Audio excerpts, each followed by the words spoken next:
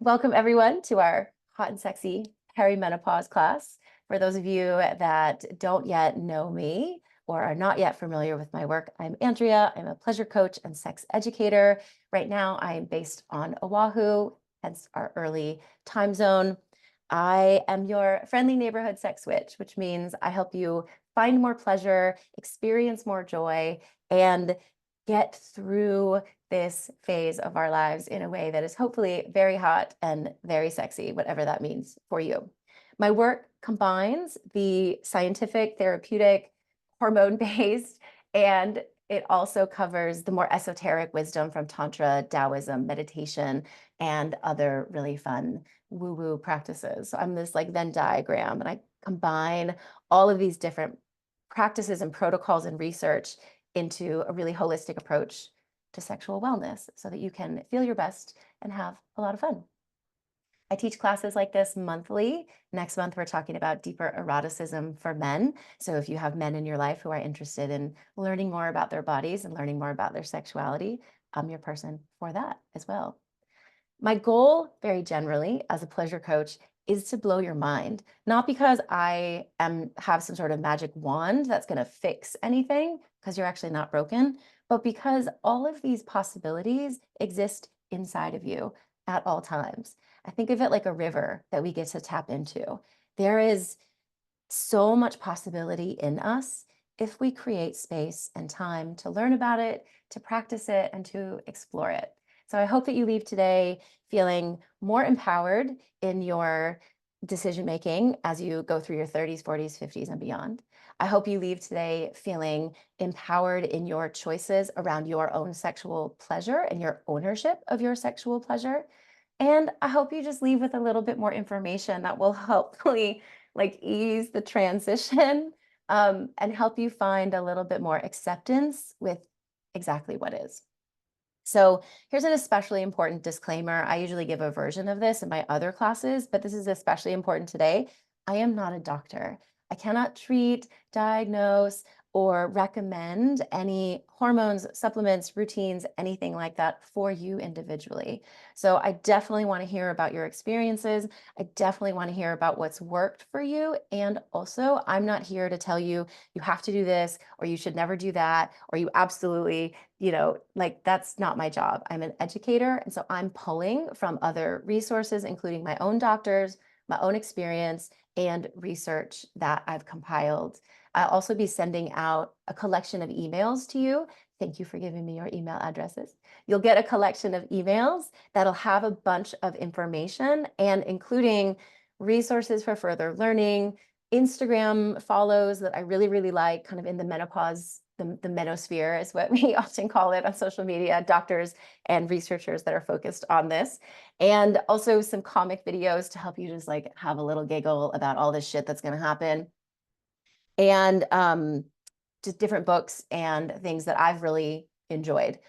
Like any one subject, there's a million different ways to approach it. And again, I'm not here to tell you exactly what to do. I'm here to give you some information and you can do what you will with that information.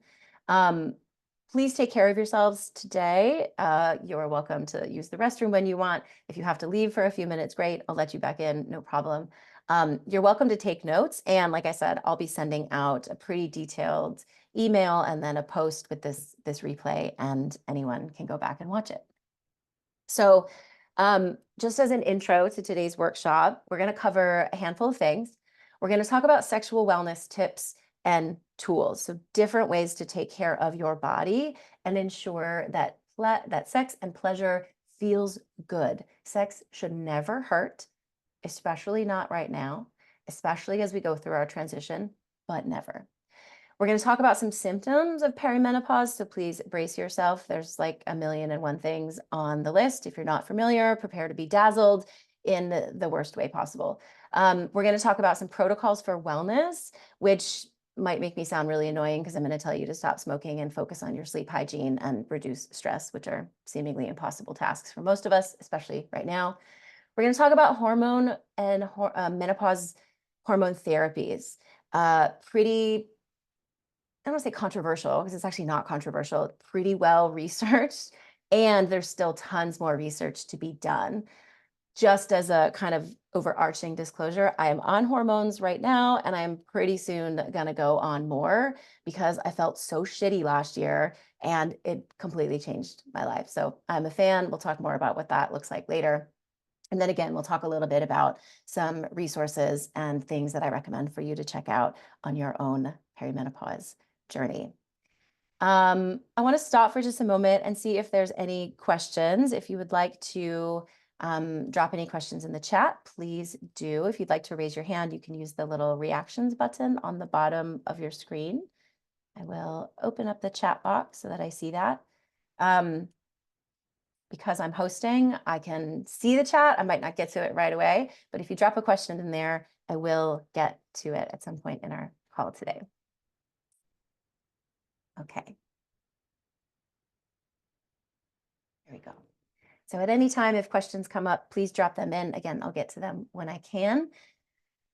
I'm going to throw a lot of terms at you today. I'm going to drop a bunch of information. Again, all of these things absolutely deserve additional research on your part. They deserve consideration, and they deserve time and kind of like figuring out what is best for you.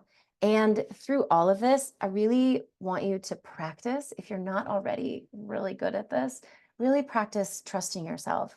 When something feels off, trust yourself. Don't let somebody else tell you it's not happening. When your body feels different, or when you feel something is shifting with your periods, when you feel something is happening, like learn and practice trusting yourself. And that's one of the main things I want you to leave with today too, is like the range of symptoms and impacts from perimenopause and menopause is super broad, and it can change our entire bodies literally from top to bottom. The hormones that we work with all throughout our lives impact every system in our body. Our brain has estrogen receptor cells. Everything else in our body does as well. So when we talk about all of these systems, just know that like so often in Western medical practices, we separate out sex, right? We think, oh, sex is this thing that's over here. Most doctors, most therapists don't know how to talk about sex. They're not trained to talk about sex. They're not trained to talk about pleasure. So if sex is important to you, and by being here, I presume that it is, there are definitely things that you can take into your own hands, control that you can take back. And it may take some time and working through to find the right doctor, find the right practitioner, find the right healer to help you find what works for you. But just like, please learn and practice trusting yourself. So I'm going to start with a couple definitions, but I'm going to take a little tea break for a moment. So I want to talk about a couple of definitions, just so we're on the same playing field. So pre-menopause is one of the phases that we're in, and premenopause is when everything is just kind of working. It's when your periods are regular or as regular as they are likely to be throughout your lifetime, and everything is kind of in a steady state. So pre, aka the before times in my world right now. Perimenopause is this very broad, very long period of time that is a stage of, in not so kind words, like basically hormonal chaos. Everything is changing in our body, again, from top to bottom. All of our hormones are changing. Our body is changing. Our brains are changing in all of these different ways. And what I never learned growing up, what most doctors don't learn, is that perimenopause can start as early as our 30s, maybe 35, maybe 37. I feel like for me, it really hit at about 40. Like I remember in the year of my first 40th year, which was also the first year of the pandemic. I turned 40 in March 2020. Everything started shifting. Like my body was okay, but like my energy started shifting, and I felt like different things were happening in my body and stuff was moving around. Like I literally got boobs like 2 years ago. I always was like really stick skinny and had really tiny boobs, and now suddenly I have like these fabulous tits, which is great. So there's some benefits too. everything started shifting for me at 40. I also know that my mom told me that she, finished menopause at 48. So I might be a little bit earlier than some other people. You may not start perimenopause until your mid 40s. There's definitely women who are having very regular cycles, who are getting pregnant and giving birth all through their 40s. And so every body is different. Every hormonal kind of template is very different. It's good to talk to the people in your life, know kind of what your mom, what your grandmother went through, if possible, just to kind of have a little bit of understanding of your genetics that may play a part in this. Lifestyle plays a part in it too, but it's also genetic. So perimenopause is that time leading up to menopause. And it, again, can be anywhere from our 30s through our 40s, maybe into our 50s. It's characterized by a gradual decrease in estrogen and progesterone and also testosterone, um, and a whole shift of a bunch of other stuff, right? Those hormonal shifts impact your gut, they impact your weight, they impact your brain, they impact your mood, they impact your sex drive.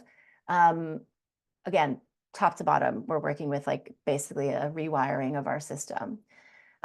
Menopause is when you officially have not had a period for a year. So once you are in menopause, it means you have not had a period for a full year, and then that can last for the rest of your life. You are kind of always postmenopausal once you're postmenopause.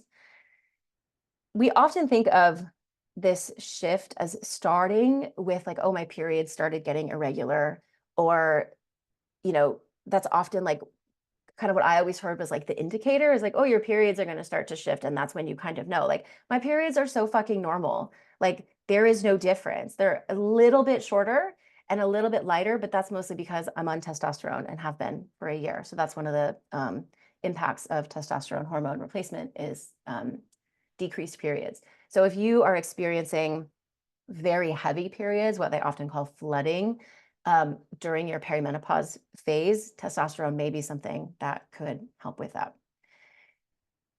The kind of primary hormones that we'll talk about today are testosterone, which, as assigned female at birth, with ovaries and uterine reproductive systems, we still have a ton of testosterone in our bodies, and we don't really know that. I didn't know that, and it is one of the first to decrease.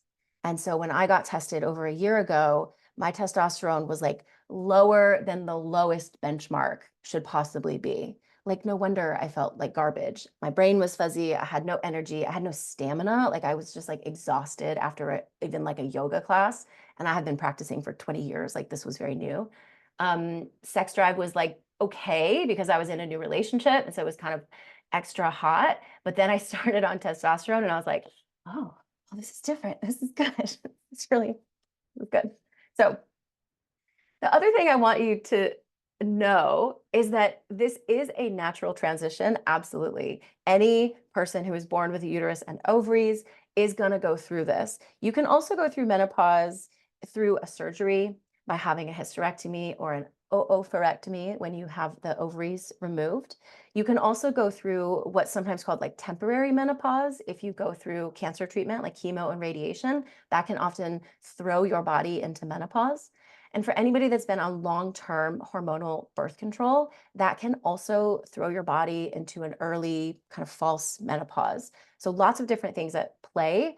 And for the most part, I'm going to talk about kind of the kind of aging version of menopause, where we go through it through this transition through our aging process, not because we've had some sort of surgery. It's a little bit beyond my scope of knowledge and wisdom. And the kind of average person will probably go through it in this more kind of gradual aging process. This is a natural transition. And yes, people have been doing this for thousands of years with no medication, no hormones, no drugs, whatever. And also it fucking sucks. Like, there is no reason for you to torture yourself. Also, 100 years ago, 200 years ago, people were dying a lot earlier. Like, we're living now 70s, 80s, 90s, 100. Like, we deserve to have a vibrant sex life a healthy body, a body that is not in pain, a brain that is functioning and valued in society. So you are welcome to go through your perimenopause and menopause transition completely natural. You can totally raw dog it, which was a phrase I came up with my facialist the other day. You can raw dog perimenopause and menopause. You do not need to take hormones. You do not need to change anything about your life. You can go through it. And what we're going to talk about today is the things that you can do to make it easier. You do not need to martyr yourself. You do not need to suffer through this. There are going to be parts that are going to be really fucking hard, and there are ways to make it a little bit easier. The other thing I would like you to kind of feel into today is that when we talk about perimenopause and menopause, it's often treated like a disease, right? So we have these symptoms. We're not going to talk about symptoms. This is kind of new languaging that I'm trying on. So I may mess up a little bit, but we're going to talk more about impacts. What are the impacts of your hormones shifting from top to bottom in your body, not the symptoms, right? Because we're not actually treating symptoms because we're not broken. We're not sick. This is not something that is wrong with you. This is a transition that your body is going through. Okay, hold on one moment. Wait. So I want to talk about sex. I'm going to start with the fun stuff first, because once we get into the symptoms and stuff, it can be really overwhelming. I've already noticed that I'm cursing a lot more in today's workshop than I do normally. And that's because like a lot of this can really suck. And it makes me feel angry sometimes. I feel frustrated. It feels like a deep sense of like existential unfairness. And also, I'm trying to be in the acceptance phase of like, this is what I get to go through. What is possible on the other side? How is it going to transform me? You know, I feel like I'm going to like walk through the fire for the next 5 to 10 years. And that's maybe going to suck at some points, but like hopefully at the end, it's really fucking cool. So if anybody who is menopausal or postmenopausal, I would love to hear your stories about how your life got better, how your sex life got juicier, and all the other great things that have happened to you. I think probably all of us could look forward to that. So we're going to start with sex because that's way more fun to talk about. So I titled this class Hot and Sexy Perimenopause because we are literally swimming upstream when it comes to media, misogyny, racism, sexism built into the medical field, built into, hundreds of years of history of gynecology and hormones and urology. And we're also working against a culture that tells us that, once we're 40, we're not valuable anymore. We're not beautiful anymore. Like you're not sexy anymore. And I know plenty of sexy women in their 60s, 70s, and 80s. I 1000% plan on being one when I'm in my 50s, 60s, 70s, and beyond. And the work that I'm doing now on my hormones, on my body, on my sex life, I'm very much hoping is going to carry me through and keep me vibrant, sexy, and kind of just as juicy as now, if not more, than I am right now, because like that just sounds way more fun, right? Okay, so one of the biggest things that I talk to a lot of my clients about, whether we are talking about hormones or not, is rethinking your sex life. And this is something that you can do right now, today, with yourself and or with your partner, if you have one, to really start to reimagine what sex can be. So often, especially in heterosexual partnerships, but not exclusively, we think of sex as one thing, which is penis and vagina sex. And if that's the only thing that we do, not only can that routine start to feel routine, it also may be less and less available to us as we go through our aging process. If we have a male partner, they're going through their own version of hormonal decline, which may result in less frequent or less hard erections, premature or delayed ejaculation. All sorts of other stuff might be happening for our dudes, and for our own bodies. We're going to go through hormonal shifts that affect our libido, our energy, our brain, our hormones, and our pussy. So taking care of your pussy now is really imperative to making sure that your body, your vulva, your vagina, your clitoris stay available and playful and feeling good for the next 10, 20, 30, 40 years. So unwinding this idea of what sex has to be, taking away the focus on penis and vagina intercourse, rethinking your self-pleasure practices.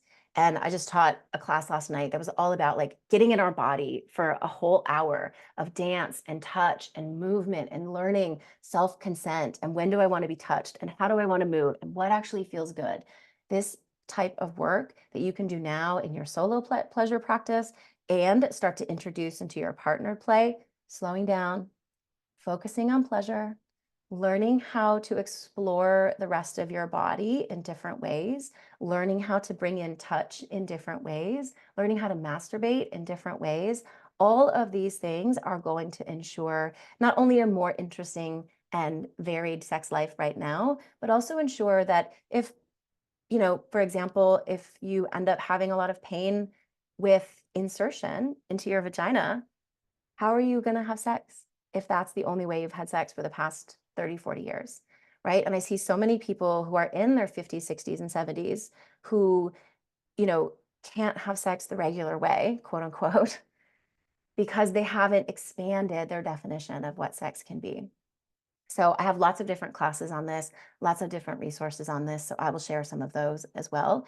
But reimagining sex, reimagining pleasure and what it can be is going to set you up for success in your older years when your body doesn't work the way it wants, when your hips are a little bit tight or sore or immobilized, when you can't, thrust as deeply as you'd like, or you can't insert something into you, whatever your particular pleasure is. Knowing that that's going to change and knowing how to work with it and work with workarounds is going to be really helpful. And again, your body is not broken, but we need to take care of it. And I want to really super focus on this idea of pleasure because I know that when we get into perimenopause and menopause education, a lot of it is on the kind of medicalization of it, right? I don't want to feel pain. I don't want to be a raging bitch. I don't want to feel brain fog. I don't, I want to be, and I heard this a lot, even in one of the documentaries I talk about, like, I want to be available for my husband, for my partner, right? And that's important, right? I would love to have a relationship where I'm in service of my partner's eros, where I love to make love to them, where I love to be in pleasure with them. One of my favorite menopause docs, who I'll share as one of the resources because she's awesome, made a post a couple of months ago where she was sent a like gift box from like a sex toy company that was like feathers and blindfolds and lube and some fun, playful stuff. And she was so disparaging. She was like, I don't need this crap. Like, I am not a 20-year-old. My husband just wants me to show up. And it just broke my heart. Because A, this is a woman who has millions of followers, an author, a speaker, an expert on menopause. And I know that she mostly deals with women who are in excruciating pain, who are dealing with mood swings and hot flashes and all of the other impacts that we will deal with. And she is trying to mitigate that pain. She is trying to reduce those impacts so that the women have a better quality of life. But this idea that we are healing our vaginas, our vulvas, our pussies, just to be available for our husband made me so sad and fucking enraged. So this is why I want to focus on the pleasure. Like, your body is for you. Your pleasure is for you. Yes, make love to your partner, make love to your husband. Yes, like show up in the bedroom as your beautiful, vibrant self. But your pleasure is for you, and your body should not be in pain for you. And so often we self-sacrifice at the service of being a good wife, being a good partner, being available. And this is not going to work for you as we go further into our decades, right? I really invite you to invest in your own pleasure for pleasure's sake. The other benefit of this, and I am sorry to introduce this if you have never heard of this, and also you're welcome because we all need to know this. You have to use it or lose it. And that sounds trite, and it might sound a little bit harsh. But if we do not take care of our vagina, our vestibule, our labia, our clitoris, it will start to disappear. Again, I know this sounds hyperbolic, and it is not. What happens when our hormones start to decrease is that all of those tissues that should have had my little labia, my vulva puppet with us today to talk about, but we have our outer labia, we have our inner labia, and the clitoris, the glands of the clitoris comes out like this. Those tissues are estrogen and testosterone dependent.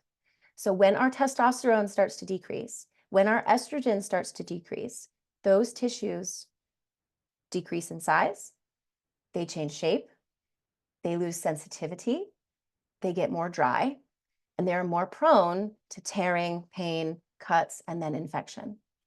The tissue in our, at the opening of our vagina is called the vestibule. This tissue especially is prone to drying out because of hormone deficiencies, hormone decreases, and can lead to pain, redness, irritation, itchiness. The other thing that happens is your urethra can start to do what's called telescoping, which means it kind of the inner part of the urethra kind of turns outwards. Because this tissue is shrinking, it pulls away and pulls open, and that can lead to increased incidence of UTIs. If you've ever had a UTI, I've heard it really sucks. Somehow I have miraculously never had one. But it can also be incredibly debilitating pain-wise, and also incredibly problematic, especially as we get older. If we don't notice it, if we're on bed care, if you have elderly women in your life who get chronic UTIs, one of the solutions is topical vaginal estrogen. And you can be on that your whole life. I'll talk more about that in a minute, but I want to really like focus on this, because this idea that our most delicious, most pleasure-oriented body parts can start to disappear and or shrink and or become less sensitive is, to me, like really fucking scary, right? So basically what happens is pre-puberty, we have a vulva that looks a certain way. And then as our bodies start to flood in puberty with estrogen, testosterone, and all the other stuff, progesterone as well, it changes the shape. Our clitoris expands and grows. Our inner labia start to grow and expand. Some of you may have inner labia that come outside of the outer labia. Some of you may have smaller ones. All of them are natural and beautiful, and all of them are hormone dependent. So hydrating, using some nice lubrication, let me rephrase that, using some nice moisturizer on your vulva, on your inner labia, on your vestibule, kind of right inside the entrance of your vagina, can go a long way to keeping those tissues supple and strong, healthy and juicy. Just like we have a skincare routine, like I don't know about you folks, but like my skincare routine like keeps growing. Every few months, I keep adding new stuff. Thank you to my facialist. She's great. And just like we have skincare routines for our face, like we also need that for our most delicate, most delicious body parts. The other thing you can do is lubricate. So anytime you have sex, anytime you touch your labia, your inner labia, your clitoris, your vagina, please use lube. If you need lube recommendations, I am happy to provide them. Water-based lube, great. I like oil-based lube, like coconut oil is really my favorite, just plain coconut oil. Silicone is another option. I don't love it. My partner really loves it for his body. I don't like the way it feels, but a lot of people really love it. It's very slippery. Lots of different things to consider when it comes to lube. Again, more recommendations forthcoming, but use lube to help prevent itching, tearing, pain, burning, anything like that. There is no such thing as too much lube, and there is never not a good time to use it. So even if you think I'm already super wet or I'm too young, I don't need that, like everybody can benefit from lube, and just take it from your neighborhood sex educator that all lube is a good idea to use. The other thing to consider, again, and we'll talk about this more in a little bit, is hormone replacement therapy. So one of the supplements I'm using is a testosterone and estradiol, which is a form of estrogen, topical cream that I put on my pussy every night to help nourish those tissues so that they stay juicy, healthy, soft, supple, and they don't get dried out, tear, things like that. I noticed an immediate difference when I started using it. Um, and I'll add in a little bit of disclosure here too. So I went to go see a doctor about a year ago, a year and a few months ago, and they did a full, this is not for the faint of heart, they did a full vulvoscopy, which if you have never seen your vulva on a big screen in front of you, I do recommend it. It was fucking fascinating. Amazingly, none of the nurses, there were 4 of them in the room with me, not a single one had been on the table and had their vulva on the big screen. So I do recommend it. It's pretty cool. And what they were testing was sensitivity to pressure, sensitivity to temperature, and also for pain.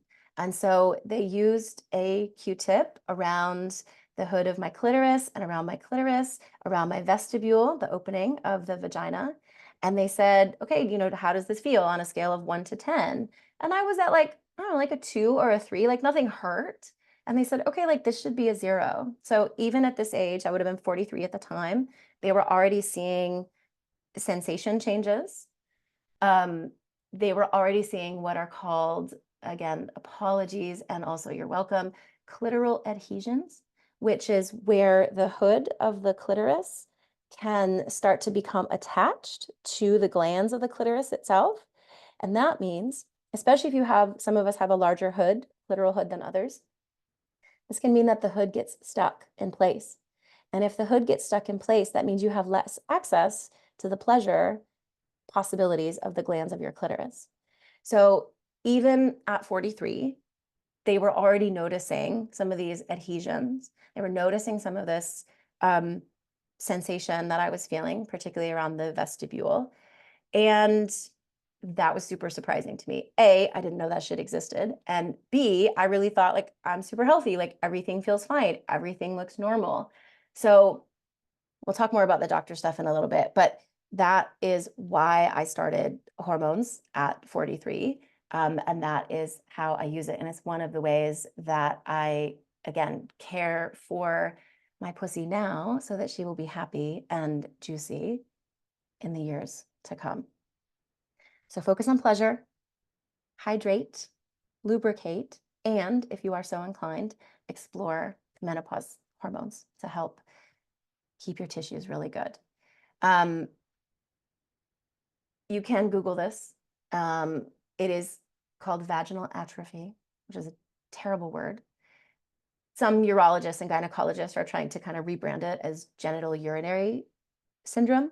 Not more pleasant, but a little bit more descriptive.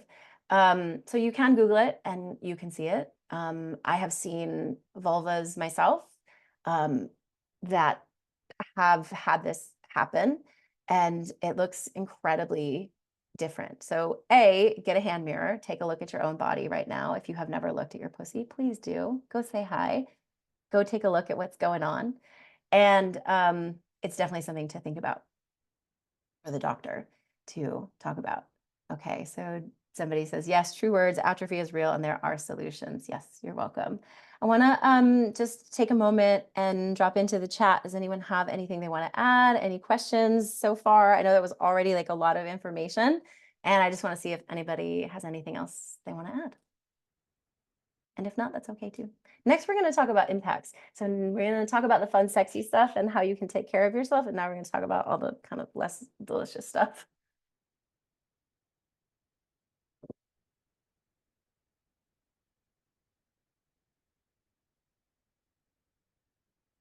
Okay, no questions yet. So now we're going to talk about some of the impacts of perimenopause. And oh my God, like there are so many.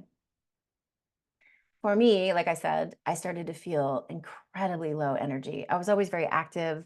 I was always a surfer. I was always a yogi. I was a bike commuter. I was biking like 30, 40 miles a week.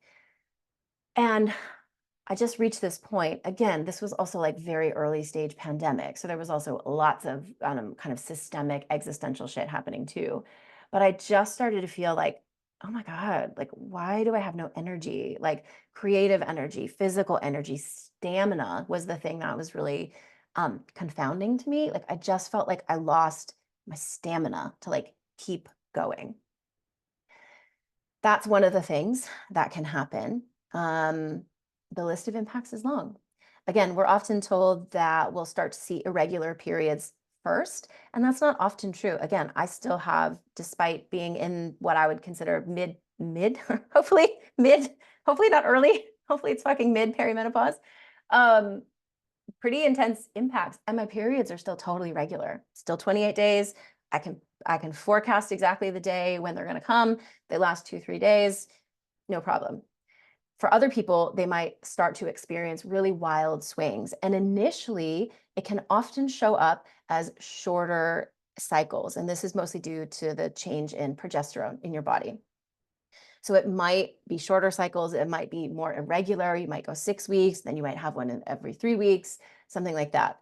You may experience very heavy periods that one Instagram person I follow calls them crime scene periods, where you're just like bleeding like crazy. The other people might call that flooding, right? Where it's like you can't, like a tampon doesn't work, a cup you have to refill all the time, you have to change your pads all the time, things like that. You may start to experience hot flashes and or night sweats. These are both known as vasomotor symptoms. I had my first hot flash the other day on an airplane, which was super fucking inconvenient because I was wearing a sweater and covered in a blanket, and suddenly my brain and my body was fucking melting. And I was looking around at everybody on the plane and I was like, oh, they're fine. Oh, they're fine. Like, this is just me. Like, oh my God. And it was the first time I had ever felt that. And it was super uncomfortable. I was on the airplane. It was dark. It was just like not a great place to feel it. It was pretty short, maybe like 2-3 minutes. But my God, it sucks. And so for anybody who is already having that, my heart goes out to you. I also had a panic attack a few days later. I had my first panic attack out of the blue at an airport. I was fine all morning. I had a good lunch, had a glass of wine, was feeling great. I was super early to the airport, which is like a fucking miracle. And I just got into the airport and had this panic attack that took me down for like 45 minutes. So you can look forward to that as well. So hot flashes are more common in later perimenopause, and then once your period stops, and maybe for a few years after that. Night sweats, which is when you get hot flashes at night, that may be just a minor irritation, maybe a big situation, and you have to change your sheets and you have to change your clothes and all of that. We'll talk a little bit more about kind of how to mitigate that. Moods, your mood is going to shift probably all over the place. You might feel rage, you might feel irritation, you might be super sad. All of your feelings are welcome. Again, hormone shifts, understanding where we are in life, it might manifest as depression or anxiety. Study after study shows that, especially if you have a history of depression, anxiety, and other mental health challenges, those may be exacerbated as we move into perimenopause and menopause. Not always, but it can. And for those of us that are mostly steady state and mental health wise, it can also bring on stuff. I haven't had a panic attack in like 8 years, and I only ever had one, and it was when I was like leaving an abusive relationship. Pretty different situation. One of the things that often happens to me is this like loss of sense of self. Like, I don't feel like the same person. I don't feel like I used to. I don't feel like I want to. I don't feel like I am the person that I should be.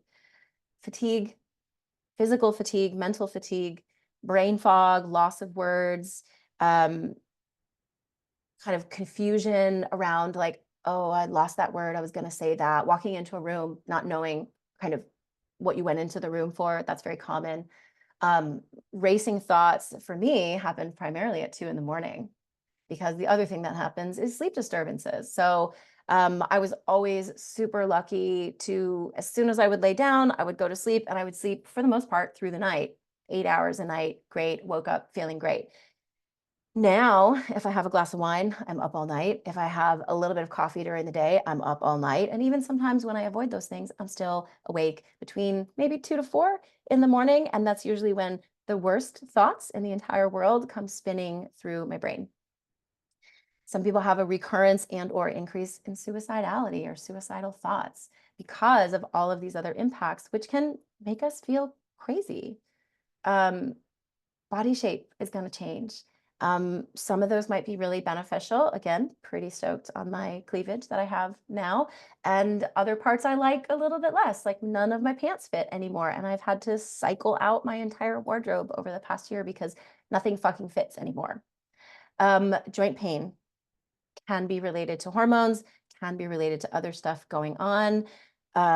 Bone issues, this is also super important to help us care for ourselves now, to care for ourselves into the future. Osteopenia and osteoporosis are very common, and we start to lose our bone density, including our teeth, during perimenopause. So taking a really good supplement, taking vitamin D, doing weight-bearing exercise, like lifting weights, is super, super beneficial as we start to go through this process because it increases lean muscle mass, can help decrease some of the weight gain if you don't want it, and can also help prevent that bone density loss and prevent osteoporosis. So I started weight training a few months ago, and surprisingly, like I actually really like it. If you're not brushing and flossing and having a good dental healthcare routine, please do that now. Again, bone challenges, gum challenges. Some people get itchy gums. Some people get burning gums. Some people get itchy ears. That's another symptom of perimenopause.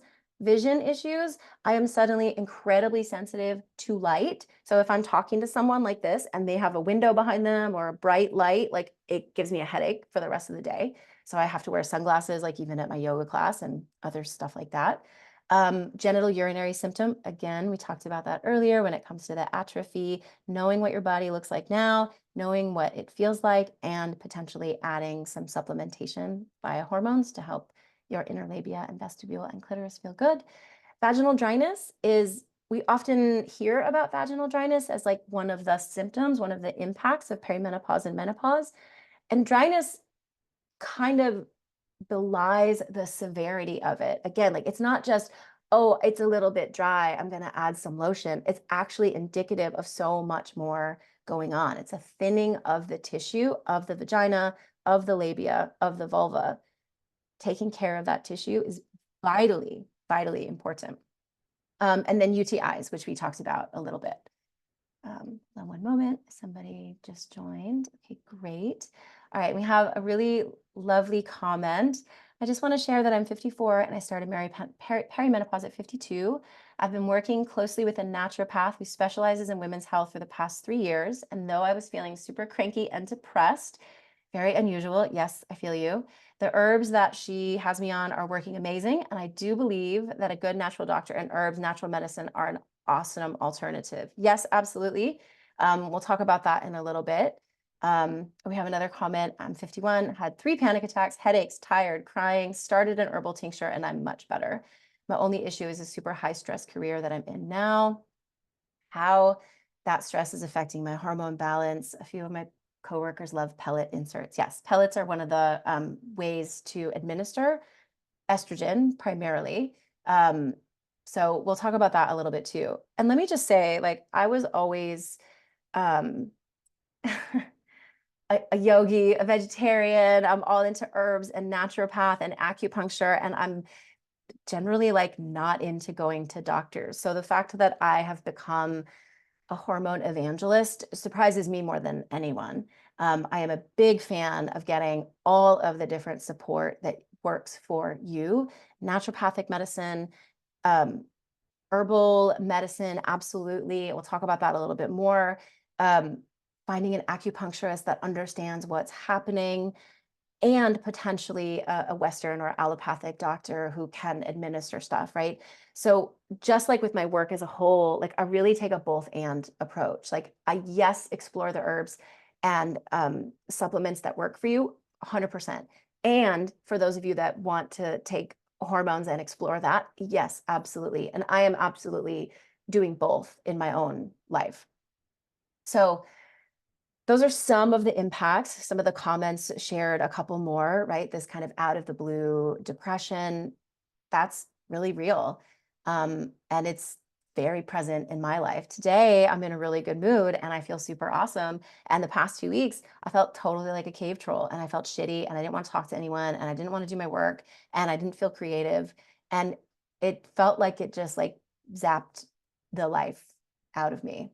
And that's just a objectively terrible feeling. Um, Over the past few weeks, I've been listening to a book called What Fresh Hell Is This by Heather Corina. And Heather started Scarletine. So if you've ever heard of that website resource, that's a great website for queer and queer teens to help them understand their bodies and sexuality. One of the things Heather said that I really liked was all of this stuff is going to happen. And one of the best things you can do is arm yourself with knowledge and learn to accept what is. And sometimes just knowing that this stuff is happening, that it is real, that you are not crazy, you are not making it up, it is not all in your head, is super important and can be very affirming. Having doctors, having practitioners of any sort, having partners, lovers, friends, children that can validate you and understand that this is happening, that this is real, having social support that you can turn to is really, really important. If we go to doctors who try and tell us that your pleasure doesn't matter, hormones are dangerous, that you don't need to do anything, like this is just the natural transition of your life, like you can kick them in the face because that's just not helpful information. Even if you don't want their solutions, they need to be affirming.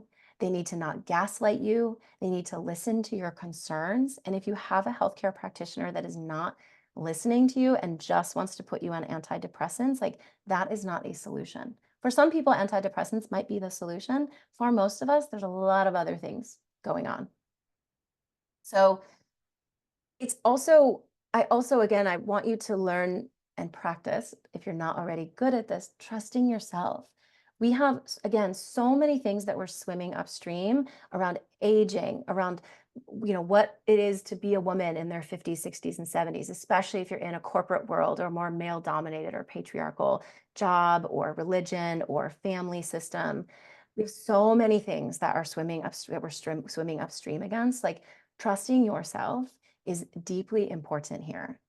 And if you are a woman of color, know that your experience of perimenopause and menopause might be different because the history of racism, the history of misogyny are deeply intertwined, especially when it comes to the medical field.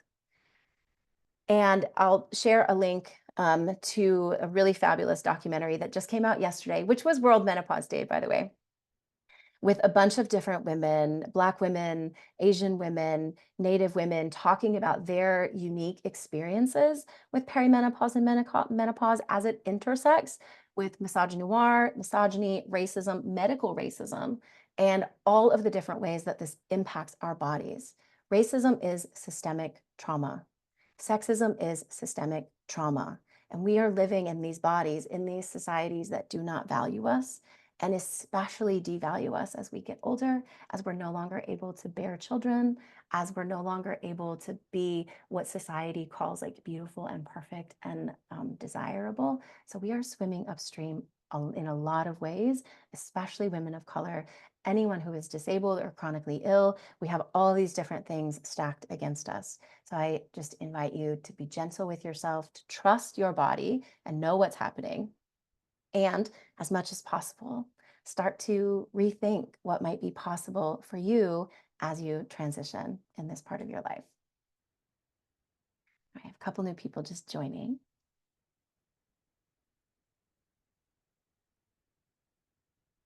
Welcome to the folks that just joined. We're moving on to some protocols for wellness. Some of the stuff that we know impacts that some of the stuff that we know that can help some of the impacts of perimenopause include really good sleep hygiene. This is going to look different for all of us, but we're probably going to need more sleep. We're probably going to need to dial in our sleep routine. And that might look like a different type of bedding. It might look like having a separate bed from your partner. It might look like changing the temperature in the room. It might look like creating a bedtime routine that helps calm you down, unwind your stress, get your body ready for bed so that when you do get to bed, you're more ready for sleep. Sleep is, of course, vital at all stages of our life, but especially now when we're more likely to experience disruptions, whether that's the vasomotor symptoms or just the racing thoughts at 2 a.m. and the inability to go back to sleep. Exercise is great. Again, weight-bearing exercise over and over in the research shows as super vital for women as we age to prevent bone loss, to improve lean muscle mass, to help mitigate weight gain if that's one of your goals, and also to just ensure longevity, right? Weight-bearing exercise. I asked a trainer a couple of months ago, like, well, I do yoga. Like, isn't that good enough? Like, I do push-ups and stuff like that. And she said, you need to add more weight. You can wear a weighted vest. You can learn to do weightlifting, go to a weightlifting class. Again, I've found it actually pretty delightful. So I've been weightlifting now for 2 months. I feel super strong. And it's, I can't really tell what it's doing to my bones, but I trust that it's a good investment. Just like putting money in an investment account, my weight bearing exercise is like investment into my future body. Food is really important. Food is deeply personal to most of us. It's been really interesting and honestly one of the hardest things for me. Some of you may know this. I used to be a plant-based chef. I used to teach vegetarian and vegan cooking classes. I wrote a cookbook. I have a wellness blog. I have been a vegetarian since I was about 13 years old. And with what I've noticed in my body now, I've had to make some changes. And I don't talk about it a lot. Brings up a lot of feelings in me. But I started to eat some chicken, and it's hard for me. It's hard to change my diet as a primarily ethical vegetarian. Like it's about a lot of things, but it's primarily about animals. Like to then transition into eating some animal protein has been really, really hard. And I so begrudgingly have to admit, like, it actually feels a lot better.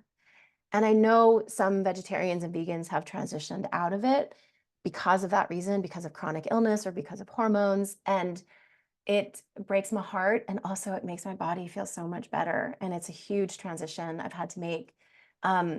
Decreasing sugar, super important. Alcohol is part of this as well. I have some really bad news. Like alcohol is extra super bad for us at this time in our life, primarily because of the way that estrogen impacts our digestive system and our brain and our glucose levels. I started noticing this really early. So this would maybe be like my first symptom I noticed of perimenopause was that I couldn't drink wine anymore. And I love wine. It's delicious. And it would give me night sweats. I couldn't temperature regulate. It would throw off my internal like temperature balance as early as like 35. And so now I really have to, I don't not drink, I just don't drink very often. And I take a lot of supplements around the drinking so that it helps me not feel like garbage the next day. I never, not never, I don't say never, but like I very, very rarely drink at night. Instead, I do herbal teas, mocktails, elixirs, things like that. Wine is especially terrible. Champagne seems to be okay. But that's kind of it. So moderate or decrease your alcohol consumption can make a huge impact on your blood sugar, your kind of overall digestive functioning, and can help reduce inflammation. So if you love it, I'm sorry, it's a terrible thing. The other thing I have to tell you is you have to stop smoking. It's one of the worst things you can do for perimenopause and menopause. So if you are a smoker, try and find different ways to quit. If you are a smoker and or kind of struggling with quitting, the book, the What Fresh Hell Is This? The author is a smoker and talks a lot about how hard it was for them to quit and why it made such a big impact on their health. And the thing that they said that I really liked was like going through quitting was so fucking brutal that I never want to start smoking again because I'm going to have to stop again. And the stopping was so difficult. So it's especially important. What about cannabis? I think cannabis is different. It's a great question. Cannabis is different than tobacco. I don't know all of the physiology symptoms behind it. But I do know that cannabis can be one of the supplements that we can start to integrate into our supplement routine, into our nighttime routine to help us get through some of those vasomotor symptoms, to help us sleep a little bit better. And so cannabis is something that, if you tolerate it and if you like it, can be a really impactful supplement to your diet and your life. If you want to avoid smoking entirely, you can take cannabis edibles or do like a vaporizer, which is no combustion, so there's no smoke. I've been using cannabis a little bit. I don't love it. It's not my favorite substance to use, but it does help, especially with the sleep. So if I have a few days of shitty sleep, I will often turn to cannabis to help me round out the last night. Stress is another one. Any way that you can decrease your stress, having people take care of stuff, asking for people to help you with stuff, delegating responsibilities at work or at home, descheduling your calendar, taking things off the calendar to let yourself just be and not be going all the time. This is one of the things that we talked about a lot in my pleasure class last night. Was so many of us are just like, our days are stacked to the minute and we don't have any time to downregulate our nervous system. So in any way that you can, over the course of the next 5, 10, 20 years, try and de-stress your life and find ways to downregulate using meditation, movement, breath, pleasure practices, and maybe even supplements like cannabis to help you wind down. Hydrate is the other one.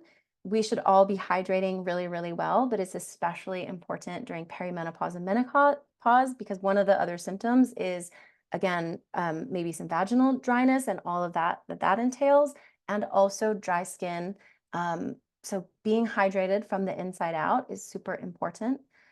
The other thing, social support. Have friends, have support groups, have Facebook groups or Instagram groups, or I don't know if there's groups on TikTok. I don't do TikTok, but like find people that you can rant with, find people that you can commiserate with, find people that you can celebrate with, find doctors, partners, practitioners that are supportive. Okay, I want to talk about hormones. This is by no means an exhaustive discussion of this. This is an enormous topic. Everybody is going to have a different way to approach it.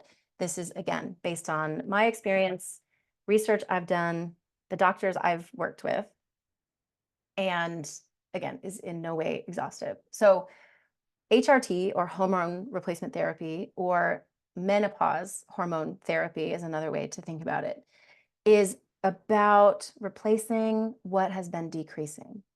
And that was kind of the thing that made me feel good about starting taking testosterone last year. Because again, I was always very natural, no supplements, no medicine, naturopath, acupuncture, tinctures, things like that. And when I started to understand testosterone as something that is replacing something that was missing, it helped me reconcile it. So knowing that our bodies have grown accustomed to these levels of hormones over the years and adding some of those hormones back in that can help decrease or eliminate some of the impacts of perimenopause may be enough to get you excited about it. One of the biggest things to know about hormones is that we have really been lied to. I'm 44, so I kind of missed this, but anybody who's in their 50s or 60s and older will remember this. There was a big study that came out in the 90s called the Women's Health Initiative. And the research was flawed. It has been debunked. And all of the headlines were all about how hormones increase your risk of breast cancer and increase all of these other really detrimental impacts. That study has been debunked. They were doing a study in a flawed way. They were doing it not on the target population. 2/3 of the people who were in the study already had cardiovascular problems. And so then when the cardiovascular symptoms increased, that was what they went with, rather than looking at 40-year-olds who are generally healthy, who are then taking hormones. So research shows now that hormone replacement therapy can be incredibly beneficial for, again, reducing some of those impacts, for helping you feel better. Again, you do not have to take anything. And if you want to feel better, if you want to make sure that your body stays in a state that you enjoy, hormones may be the answer. Not everyone is a candidate for hormones, but a lot more people are than what we've been led to believe. Two different types. There's systemic and then there's topical. Systemic means it affects all the systems in your body. So I use a testosterone gel that I put on my leg that impacts my entire system. The topical testosterone and estradiol that I use on my vulva mostly stays there. It impacts those tissues in the vagina and the vulva and the clitoris, but it's not systemic. So even though I'm using estrogen on my vulva, I'm not technically taking systemic estrogen, right? Systemic estrogen and systemic progesterone are options as well, many different forms of it. So somebody in the comment mentioned pellets. There's little pellets that you can use. There's suppositories, there's patches, there's creams. There's all sorts of different ways to apply it. Progesterone and estrogen are FDA approved, if that matters to you. Testosterone is not FDA approved for women in perimenopause, and there are lots of doctors who prescribe it off-label. I am on that right now. The way that the testosterone works is that it's a little packet, almost like a ketchup packet. And instead of using one whole packet a day, if I would, as if I was wanting to transition into a man, and or if I was a man who wanted to boost my own natural testosterone, I'm doing like 1/10 of that. So I'm doing just like a teeny tiny bit every day on my leg. I have noticed some hair growth on my legs. I have noticed potentially some weight gain from that, potentially just from other stuff. It's always hard to know. But for the most part, the impacts have been really minimal. Everybody is impacted differently.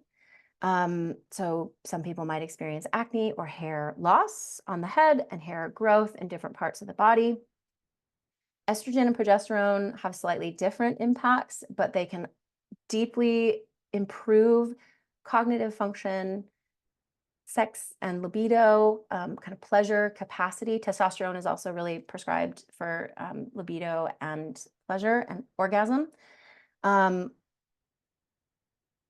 There are, again, tons of different ways to do it, tons of different formulations. There is no right way, and there's no problem with kind of trying stuff out. So if you want to talk to your doctor or your practitioner about trying it, you start at a really low dose and you can see if it makes an impact. And if not, you can increase the dose or you can go off of it. So again, not my job to tell you exactly what's right for you. Again, I've been on testosterone for a year and I'm going to do some more hormone testing to kind of check where my levels are. But I talked with my sexual medicine doctor the other day, and I'm probably going to start estrogen and progesterone because of all of the other symptoms that I'm having and the sleep, the vasomotor symptoms, the mood, all of that stuff I'm really hoping will be improved. We don't have a lot of drugs to impact women's libido, desire for sex. There are lifestyle things, right? Like, do you want to have sex with the person you're having sex with? Do you enjoy your own body? Are you tuned into your own pleasure? So there's some lifestyle stuff. We're often looking for like a quick fix, right? Like if I just take this thing, then I'll want sex more. And it's not that easy, but they can help. Testosterone is really heavily correlated with increased interest in sex, increased orgasm capacity, increased pleasure capacity, and estrogen can do that as well. There are 2 medicines approved to treat specifically libido in women, which I'll have to send out as a resource. I forgot to drop the names in. But testosterone isn't just about sex. It's also about muscles, energy, brain function, and can be really beneficial. If you want to talk about hormones, it may be your OBGYN, it may be a urologist.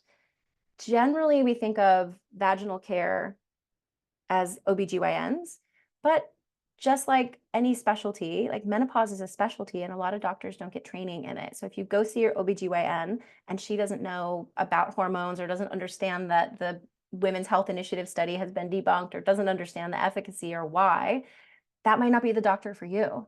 You might want to seek out a urologist. Those people can also prescribe medications, understand hormones, understand your body.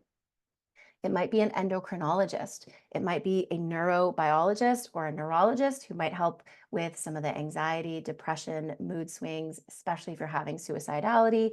Please seek out a therapist or qualified mental health care professional. It might be a sexual medicine doctor, which is the doctors I see at San Diego Sexual Medicine. And they specifically focus on hormones, pleasure, sexual functioning to help people feel more pleasure. They don't do fertility, they do pain, and they do pleasure. Therapists and coaches that might be like a menopause coach or a menopause therapist, somebody that can help you transition, somebody who understands what you're going through can be super helpful. And also, as we talked about earlier, finding a naturopath, finding an acupuncturist, finding an herbalist who understands menopause and interactions between supplements, hormones, medicines, things like that. Finding a qualified natural healthcare practitioner can also go a long way. One of the resources I'll share is from Dr. Sarah Gottfried. She has books. She has an online course that I took part of, and she really focuses on the lifestyle part of it, right? The sleep, the food, the exercise, the herbs, and all the different herbs that you can take, which include black cohosh, rhodiola, shishandra, maca, a bunch of different things that you can take that are sometimes delicious, often easy to obtain, that can help mitigate some of those impacts before and or in addition to hormones. So again, both and approach here. If you are a woman of a certain age and you are on social media, you are probably seeing ads for companies like Winona and Hers that offer hormones and all sorts of stuff that can help us through this transition. I've heard mixed things about them. I would say proceed with caution.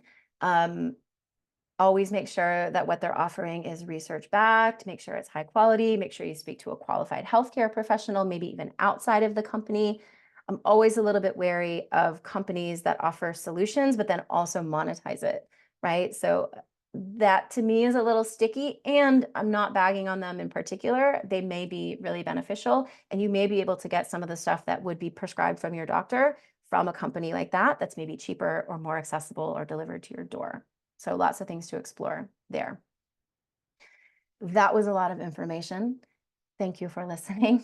Thank you for dropping in comments. I have so much more I want to say. Again, I will send out a very detailed list of all of the resources that I like, resources that I follow, some comic relief so that we can laugh about some of this as well. And books, podcasts, courses, all of these things are available. I encourage you to continue learning, to continue talking to your practitioners and your doctors and your friends and your children and your partners about what is happening so that we, A, continue to destigmatize this transition in our life, that we continue to make it part of the everyday conversation, and that we continue to learn more for ourselves so that we feel good or as good as possible. And so that the people around us, doctors, practitioners, partners, children, know how to support us when we're in a rage, when we're irritable, when our brain is not working properly, when we don't feel like ourselves. So I send you off with wisdom and knowledge. Check your inbox probably by tomorrow morning, maybe by today, to get all those emails and get the resources. I want to open it up to the group for questions, responses, comments, anything that might have come up for you in this, something that surprised you, something that you learned, something that you have questions about. I'm here for all of it, and I'll do my best to answer what I can. So again, thank you so much, all of you, for being here and being curious about this conversation. And thank you to the person who suggested this in last month's, or maybe the month before. Somebody was like, you should do a perimenopause class. I was like, yeah, you're right. So I love your suggestions. It helps me create great content for all of you. And thank you all for being here.